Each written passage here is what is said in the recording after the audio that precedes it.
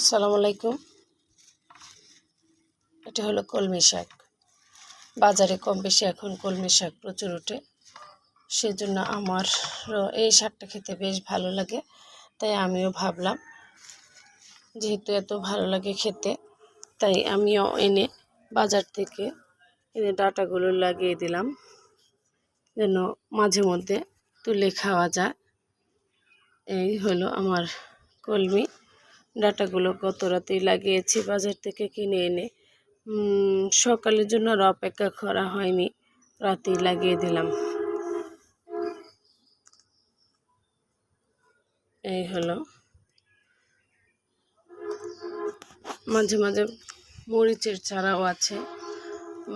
এই ক্যারটগুলোতে এর আগের বার আমি মরিচের চারা লাগিয়েছিলাম, তো চারাগুলো নষ্ট হয়ে যাওয়াতে এখন ক্যারট পড়ে থাকবে, সেজন্যই কলমি চাষ করে নিলাম।